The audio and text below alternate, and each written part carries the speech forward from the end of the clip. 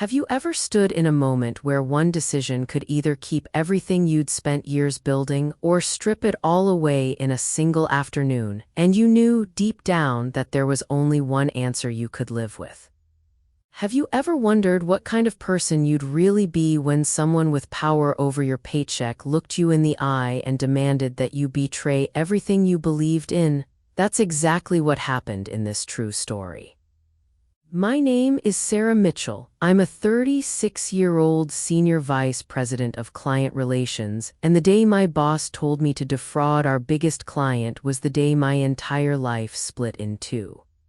You're going to bill them $340,000 for this project, or you're fired.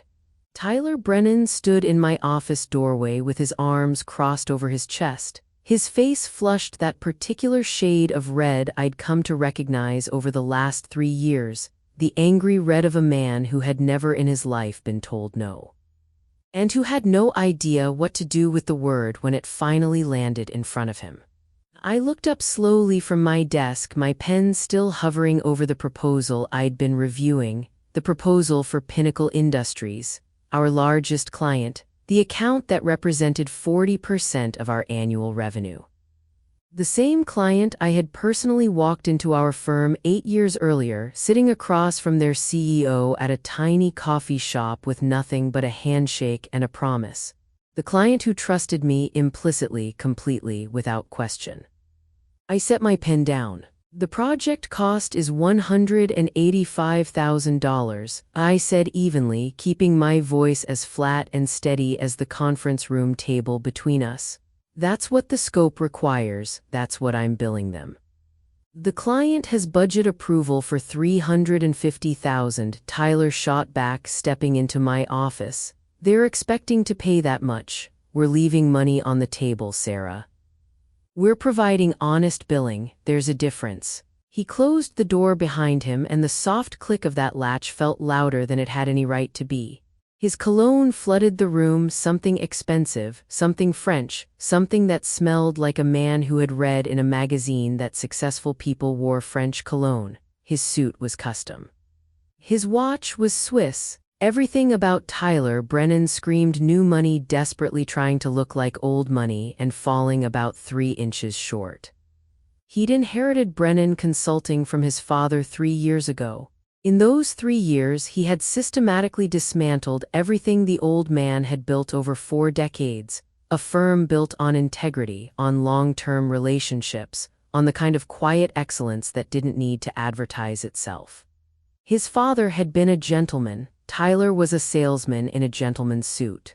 Sarah, I'm not asking, I'm telling you, inflate the proposal to $340 or I'll find someone who will. I stood up slowly from my chair, every nerve in my body humming. My heart was pounding so hard I could feel it in my throat, but I made sure my hands were steady when I rested them on my desk. I met his eyes, I didn't blink. Then you'll need to find someone who will, because I won't defraud a client who has trusted me for 8 years. This isn't fraud, it's business.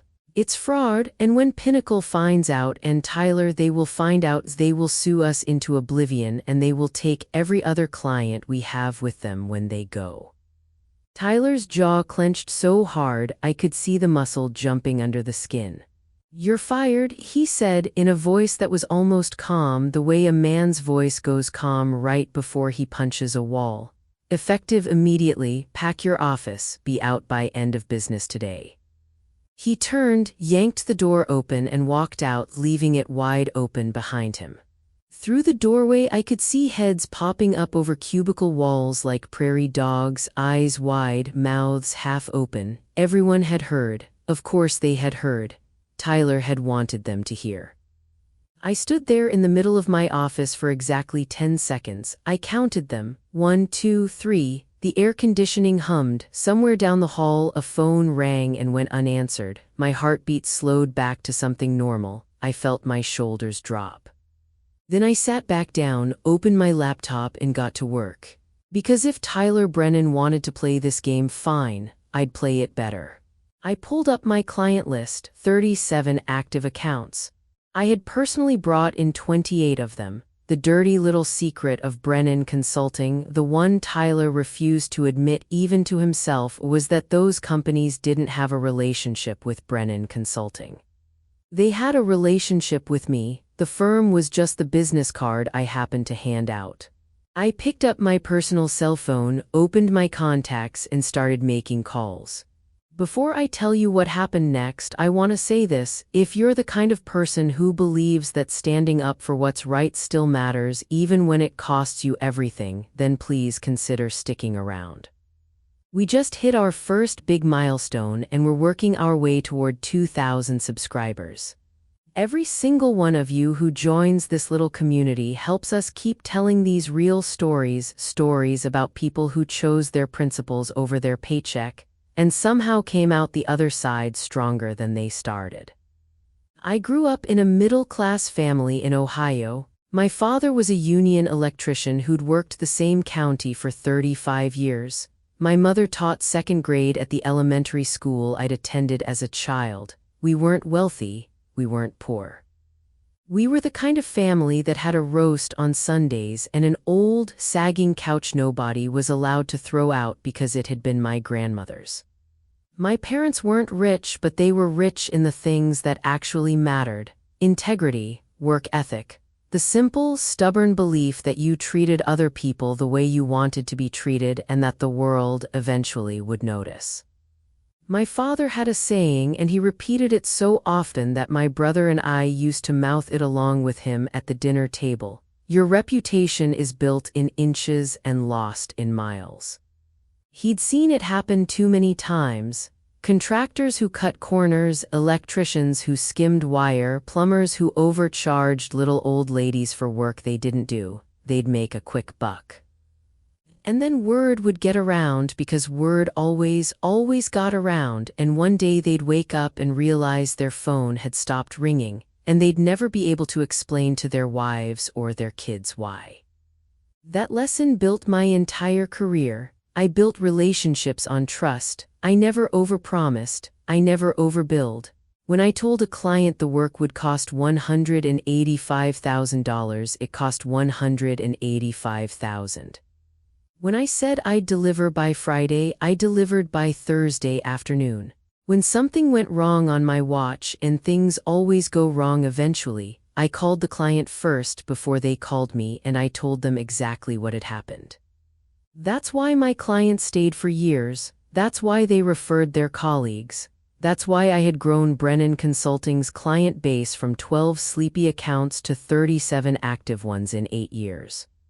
And that, more than anything, was why Tyler Brennan's demand to defraud Pinnacle Industries made my stomach turn.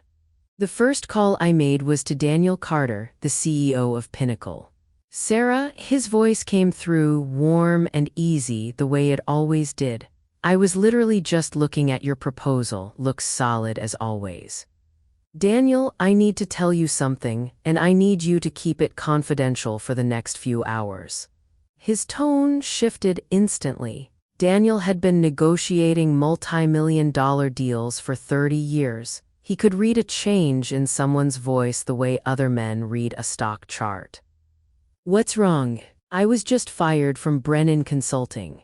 There was a long, dead silence. "Fired?" he said finally. "Why?" I took a breath. "Tyler Brennan ordered me to inflate your proposal from 185 to 340. When I refused, he terminated me. He wanted to overcharge us by Sarah, that's almost double. I know I wouldn't do it, so I'm out." "Where are you going?" "I don't know yet, Daniel. I haven't even cleaned out my desk. But I wanted to give you a heads up before someone else from the firm calls you." Daniel was quiet for a long moment. I could hear him breathing. I could hear the soft tap of his pen against a desk somewhere across the country. "Sarah," he said slowly, "Pinnacle's loyalty is to you, not to a consulting firm. You've saved this company millions of dollars over the years. You've never once lied to me. You've never once padded an invoice. We trust you, so whatever you do next, you call me first. We'll follow." I hung up. My hand was shaking just a little, but my chest felt lighter than it had in 3 years. I called Rachel Kim, the CFO of Vertex Solutions. "Sarah, my favorite consultant, to what do I owe the pleasure?" Rachel, I've got news. I'm leaving Brennan Consulting today. I gave her the abbreviated version. She listened without interrupting the way she always did, patient, thoughtful, the smartest person in any room she walked into. So Tyler's an idiot and a crook, she said when I finished. Got it. When you figure out where you're landing, you call me. Vertex moves with you. Third call, fourth call, fifth call. By 3 in the afternoon, I had spoken to 18 of my 37 clients. 16 of them said the same thing in slightly different words: wherever you go, we go. I started doing the math in my head. Those 16 accounts represented somewhere around $8.2 million in annual billing. My office phone rang, the internal line. I didn't answer it. Then my cell phone buzzed. Tyler. I picked up. Yes. What the hell do you think you're doing? He hissed. Packing my office. You told me to be out by end of business. I just got a call from Rachel Kim saying she is terminating our contract. Did you tell her about our conversation? I told her I was leaving. She drew her own conclusions. You're sabotaging my company. I am informing my clients about a staffing change. If they choose to leave, that is their business decision. You signed a non-compete. I signed an agreement not to work for a direct competitor for 12 months. I'm not working for anyone right now, Tyler. I'm unemployed. You made sure of that, remember? I could hear his breathing on the other end of the line, heavy and uneven, like a man running up a flight of stairs. If you steal my clients, I swear to God. They're not your clients, they never were, they're mine. I brought them in. I built those relationships from the ground up. You just cashed the checks. I hung up. At 3:45 that afternoon, my office door slammed open hard enough to bounce off the wall. Tyler stormed in, flanked by 2 security guards in cheap navy blazers, and behind him came Marcus Lee, our corporate attorney. Marcus had the expression of a man who would rather be literally anywhere else on earth. Miss Mitchell, Marcus said formally, we need you to hand over your laptop and your phone immediately. I looked up from the box I was packing, a framed photo of my parents, a coffee mug my niece had made me, 8 years of small things. My personal phone, any device that may contain proprietary company information. My phone is personal property, my laptop is company property, and I was already planning to return it on my way out tonight. I closed the laptop, unplugged the power cord, wound it neatly around my hand, and held it out. Tyler snatched it from me. Check her call history, he snapped at Marcus. She's been calling clients all day. On my personal phone, I said calmly, which you have no legal right to access. If you've stolen confidential client information. I haven't stolen anything. Client contact information is not proprietary. Their phone numbers are publicly available on their own websites. My relationships with them are my own. Tyler's face was turning a color I didn't think faces were supposed to turn. You called them, you told them to leave. I informed them of a staffing change. That is not illegal. Marcus held up a hand, the universal gesture of a lawyer trying to keep his client from saying something stupid in front of witnesses. Mr. Brennan, please, let me handle this. He turned to me with the careful, neutral face of a man going through the motions. Miss Mitchell, did you use company resources to contact clients after your termination? I used my personal phone to make personal calls. Did you encourage clients to terminate their contracts with Brennan Consulting? I told them I was leaving and that they should review their account management going forward. Each of them made their own decision. Tyler stepped closer, too close. You think you're so smart, you think you can just walk out of here and take everything I built. Everything you built? I almost laughed. Tyler, I brought in 75% of this firm's current revenue. I managed every major client relationship. You inherited a company from your father and you've spent 3 years dismantling everything he created. Don't you ever, and I mean ever, say you built this. Get out, he said, his voice low and dangerous. Get out right now. I was already leaving. I picked up my box. I walked toward the door. As I passed him, Tyler grabbed my arm. I stopped, I looked down at his hand on my arm, then I looked up at his face. You should remove your hand, I said quietly. There are witnesses, and assault is a much bigger problem than fraud.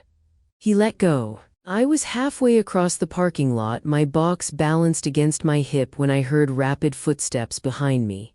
I turned. Emma Reyes was jogging across the asphalt, slightly out of breath, her dark hair coming loose from its clip. Sarah, wait. I stopped. Emma, if Tyler sees you talking to me.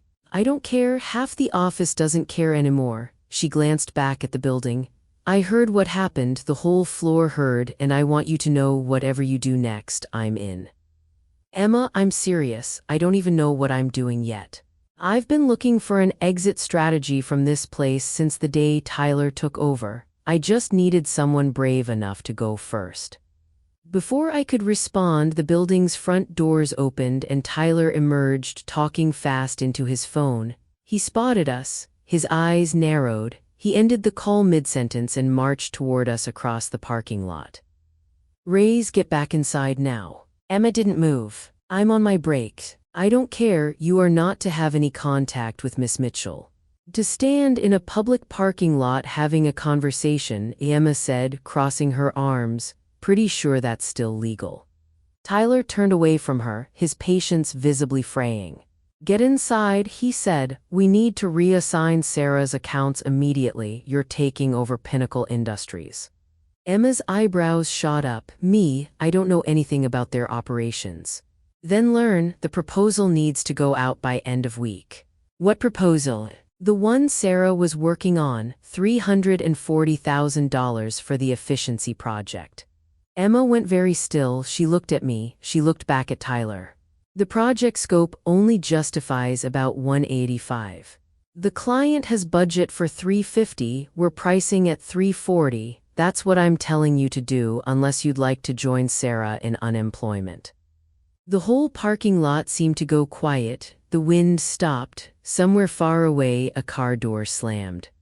Emma stood there for a long moment. Then she straightened her shoulders very slowly like a woman lifting a weight off them rather than putting one on.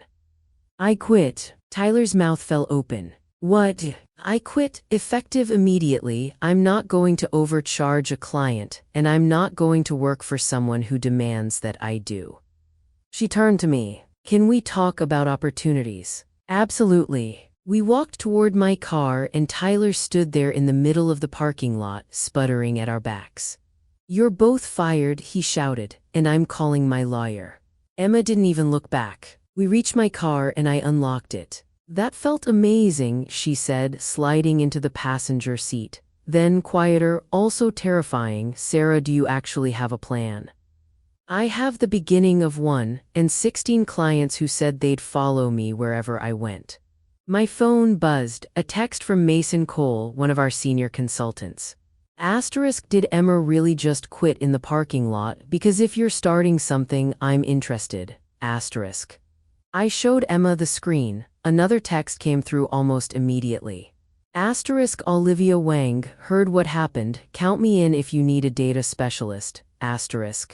Then Ethan Brooks, Tyler just announced an emergency all hands. Everyone's pissed. At least 4 of us are planning to walk. You hiring? I looked at Emma, she looked at me. I think, I said slowly, we're starting a company.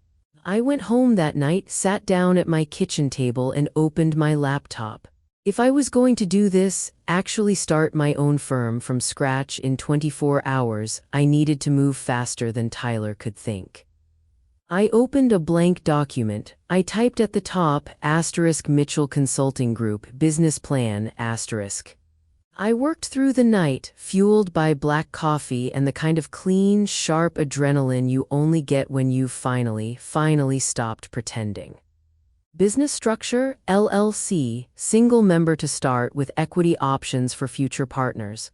Services, management consulting, operational efficiency, strategic planning. Everything I'd been doing at Brennan but with transparent pricing and ethical billing baked into the foundation. Office. A co-working space to start, low overhead. Team, me plus Emma plus whoever else from Brennan was brave enough to jump.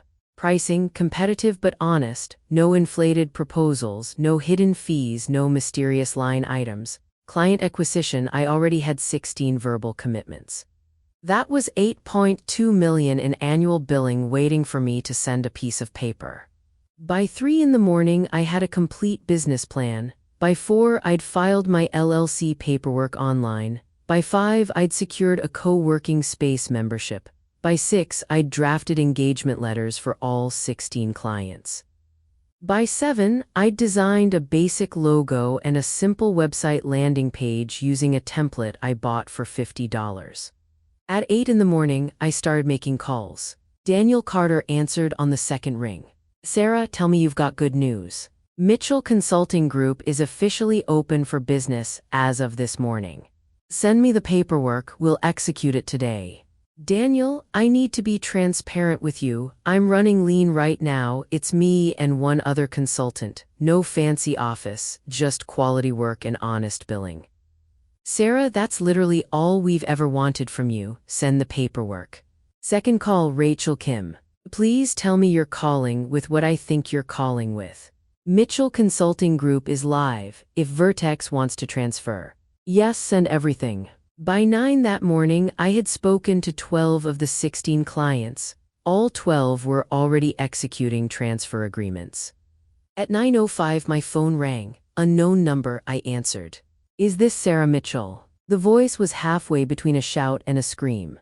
Tyler, this is Sarah. Where are my clients? Excuse me. I have termination notices from 12 companies, 12, in the last hour.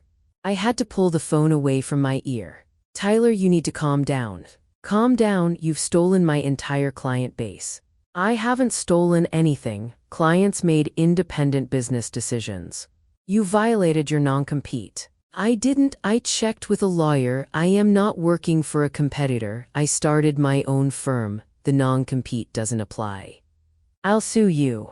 On what grounds? The clients terminated their contracts legally. I didn't solicit them while I was employed by you. I informed them of a staffing change after I was fired. What I do with my own time and my own phone is my own business. In the background of his line, I could hear voices, lots of them, shouting, doors slamming. Tyler, I said, what's going on there? I am standing in an empty lobby because half of my consulting staff just walked out. They're saying they're going to work for you.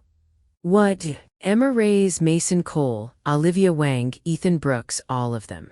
Tyler, I haven't talked to any of them except Emma. I didn't recruit your staff. Then why are they all coming to you? I paused. Maybe because they don't want to work for someone who orders them to defraud clients. The line went dead. My phone buzzed. Emma, * 4 of us just quit. Can we meet? We want to join Mitchell Consulting, *. I texted back, * coffee shop on 5th and Main, 30 minutes, *. They arrived together, all 4 of them. Emma, Mason, Olivia, Ethan. They settled around the corner table I'd claimed, all of them looking like people who had jumped off a cliff and were now looking around to see whether anyone had remembered to bring a parachute. Walk me through it, I said. What exactly happened at Brennan this morning? Olivia pulled out her phone. Tyler sent an email at 8 a.m. demanding an emergency all-hands meeting. He said anyone caught communicating with you would be terminated immediately. Ethan leaned forward. Then he announced that several clients had terminated their contracts. He blamed you entirely, said you'd stolen from him. And how did people react? Badly, Emma said. Mason stood up, Olivia said, and asked if it was true that Tyler had ordered you to inflate the pinnacle proposal. Mason grimaced. Tyler's exact response was, * that's proprietary information and none of your business, *. Which everyone took as confirmation, Olivia added. Then I asked him, Emma said, if he'd fired Sarah for refusing to overcharge a client, and he lost it, started yelling about loyalty. About how this was his * company and we were * his * employees and we'd do what we were told. That's when I stood up and quit, Mason said. I told him I wouldn't work for someone who demanded fraud from his employees. I quit 30 seconds later, Olivia said. I made it about a minute, Ethan added. And then 3 other people quit too, Emma said. Junior consultants, they followed us out the door. Last I saw, Tyler was screaming at the receptionist. I leaned back in my chair. So Tyler has lost 12 clients and 7 consultants in less than 24 hours. Sounds about right, Mason said. He looked at me. So, do you have room for 4 more consultants? I took a breath. Before we go any further, I said, I need to be clear about what you'd be getting into. I started this company 12 hours ago. I have no office. I have no infrastructure. I have no guarantee that any of this works. What I do have is 12 clients committed to transferring their business. That's enough revenue to run lean, but this is not going to be the corporate environment you're used to. Good, Mason said, because the corporate environment we're used to sucks. Tyler turned Brennan into a nightmare, Olivia said. Why now? I asked. Why all of you on the same day? Because you actually did it, Ethan said quietly. You stood up to him, you walked away, and you built something new in less than 24 hours. That's the kind of leadership we want to work for. I took a long, slow breath. I looked at the 4 of them. I thought about my father. Asterisk, your reputation is built in inches and lost in miles. Asterisk. All right, I said. Here's what I'm thinking. Mitchell Consulting Group, LLC structure with equity options for partners. We run lean, co-working space, minimal overhead. We focus on quality work, transparent pricing, and long-term client relationships. Compensation, Mason asked. Competitive salaries, probably not quite what Tyler was paying, offset by equity stakes and profit sharing. If we win, we all win. I'm in, Emma said immediately. Same, Olivia said. Me too, Ethan said. Mason nodded. Let's do it. We spent the next 4 hours at that coffee shop building a company from the bones up. Emma took operational lead. Mason became our technical director. Olivia took over our data practice. Ethan led business development. I stayed the face of client relationships. By 2 in the afternoon, we had a functional org chart. By 3, we'd signed partnership agreements on a paper napkin and a real one printed at a UPS store. By 4, we'd moved into our co-working space, a shared office downtown with a coffee machine that worked half the time. By 5, we were operational. The next morning, I arrived at our co-working space at 7 a.m. to find Emma already there, hunched over her laptop, her face tight. We have a problem, she said. Tyler's trying to sabotage us. She turned the screen toward me. He sent emails to all our new clients last night. I read it. Asterisk, dear valued client, it has come to our attention that former Brennan Consulting employee Sarah Mitchell has been making unauthorized contact with our clients using proprietary information. Ms. Mitchell was terminated for performance issues and violation of company policies. We are prepared to offer a 25% discount on all future services to clients who remain with Brennan Consulting. Sincerely, Tyler Brennan, CEO, asterisk. He sent this to everyone, Emma said, every client who terminated their contract. My phone rang. Daniel Carter. Sarah, I just got the most ridiculous email from a Tyler Brennan. I'm looking at it now. Asterisk, performance issues. Asterisk, Sarah, you are the best consultant I have worked with in 20 years. I am forwarding this email to my legal team. If he is making false statements about you in order to interfere with your business, that is tortious interference and we will help you with it. After I hung up, my phone did not stop ringing. Client after client, all of them forwarding Tyler's email to me, all of them angry on my behalf, some of them angrier than I was. By 9 in the morning, I had received 12 calls and 23 emails. Not one client was reconsidering. Several of them were considering their own legal action against Tyler. This is actually working in our favor, Mason observed, watching me scroll through the messages. Tyler is making himself look desperate. We take the high road, I said. Emma, draft an email to all clients. Thank them for their loyalty, assure them we are operational and ready to deliver. Don't mention Tyler's email at all, not once. My phone rang again. Marcus Lee, the corporate attorney. Miss Mitchell, we need to talk about your business practices. What about them, Marcus? Tyler Brennan believes you are using proprietary information to steal clients. Marcus, you and I both know that isn't true. Client relationships are not proprietary information. A long pause. He wants to pursue legal action. He can file whatever he wants, but you should advise him that this is a losing case. 12 clients received his email last night. Several of them have already contacted me about supporting any defense I might need to mount. Silence on the line.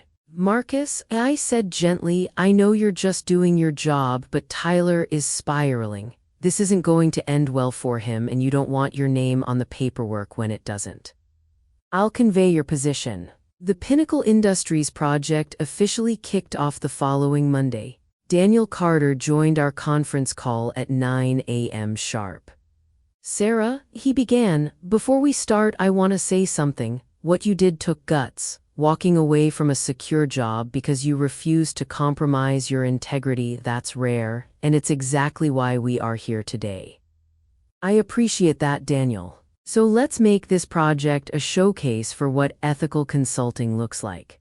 That's exactly the plan. We spent the next 6 weeks executing flawlessly. The project scope was operational efficiency for Pinnacle's manufacturing division. We analyzed their processes. We identified bottlenecks.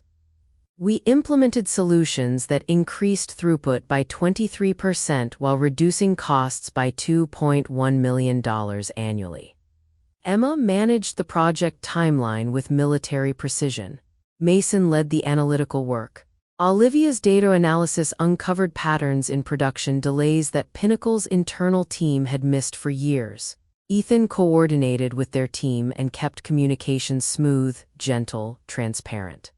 I oversaw everything, making sure we delivered exactly what we'd promised and not a dollar more on the invoice. The final bill, $185,000, exactly what I'd quoted, not a penny more. Daniel called me personally when he received the invoice. Sarah, Tyler would have charged us double for half the results. You've got a client for life. That's all I ever wanted. And I'm sending referrals your way. 3 companies in my CEO network are looking for consultants. I'm telling them all the same thing, talk to Sarah or don't bother. Within 2 weeks, we had 3 new clients. Within a month, 7. Within 3 months, Mitchell Consulting Group had 23 active accounts and a waiting list. We moved into a small office. We hired 2 more consultants. We brought on an administrative assistant who actually answered the phones and remembered everyone's names. Revenue for our first full quarter, $3.1 million. Profit margin, 34%. We were profitable from day one. 1 year after walking out of Brennan Consulting, I stood in front of 40 people, our entire team, at our annual company meeting. Mitchell Consulting Group had grown beyond anything I had imagined. 37 active clients, $14.2 million in annual revenue. 40 employees, industry recognition for ethical business practices. A year ago, I told the team, my voice catching just slightly, I made a choice that terrified me. I walked away from a stable job because I refused to compromise my values. I had no plan, no safety net, no guarantee that any of this would work. I looked around the room. Emma, Mason, Olivia, Ethan, my original partners, now equity holders and leaders, the consultants we'd hired, the support staff who kept the lights on. But I had something more important than a plan. I had relationships built on trust. I had colleagues who shared my values, and I had the conviction that doing the right thing, even when it is hard, even when it is terrifying, is always, always worth it. The room was very quiet. This company exists because we chose integrity over convenience, because we chose transparency over profit maximization, because we chose long-term relationships over short-term gains, and it worked. Not because we are smarter than everyone else, but because people want to work with consultants they can trust, because clients value honesty, because in the long run, doing things the right way is the only sustainable business model that actually exists. The room applauded. Emma was crying, so was Olivia, so embarrassingly was I. After the meeting, Emma pulled me aside. You know that Brennan Consulting shut down last month, right? I hadn't known, I hadn't been keeping track. Couldn't recover from losing the client base. Tyler tried to rebuild, but word got around about the billing practices. The firm filed for bankruptcy 2 weeks ago. I felt no satisfaction in that, just a quiet, distant sadness that it had to end that way. There had been good people at Brennan once. Tyler's father had been one of them. What about Tyler? Last I heard, he's working at a mid-size firm. Non-leadership role, took a big pay cut. 2 years after starting Mitchell Consulting Group, I spoke at a business ethics conference. The topic, building trust in consulting, why integrity isn't just good ethics, it's good business. The room was packed. I told the story, all of it. Tyler's demand to overcharge Pinnacle, getting fired, starting a company in 24 hours, 16 clients following me out the door, building a firm from a coffee shop table. During the Q&A, a young woman raised her hand. She couldn't have been more than 25. Miss Mitchell, what would you say to someone in a similar position right now, someone being asked to compromise their ethics for their job? I thought about it carefully. I wanted to give her something she could carry home with her. I'd say that your reputation is built in inches and lost in miles. My father taught me that one unethical decision might seem small at the time, one inflated invoice, one corner cut, one client misled. But that is exactly how you lose everything that matters, an inch at a time, until one day you wake up and you don't recognize the person in the mirror. She was nodding. I'd also say that walking away is terrifying. I was scared out of my mind the day I left Brennan. I didn't know if it would work. I didn't know if I'd be able to pay my mortgage in 6 months, but I knew I could live with uncertainty. I couldn't live with compromising my integrity. I took a breath. And finally, I'd say that there are always consequences to standing up for what is right. You might lose your job, you might face lawsuits. People might call you naive or idealistic or stupid. But the alternative, staying in a situation that requires you to betray your values, costs you something far more important than money. It costs you yourself. And once you sell that, you can never quite buy it back. The applause was thunderous. After my talk, at least 20 people came up to me, young professionals, mid-career managers, even a few senior executives. They all told some version of the same story. Pressure to cut corners, bosses demanding unethical things, the fear of standing up. I gave them all the same advice. Your integrity is the only thing in this life that nobody can take from you, unless you give it away. 3 years after leaving Brennan Consulting, Mitchell Consulting Group had become one of the most respected firms in our industry. 62 employees, $28 million in annual revenue, offices in 3 cities, a client retention rate of 98%.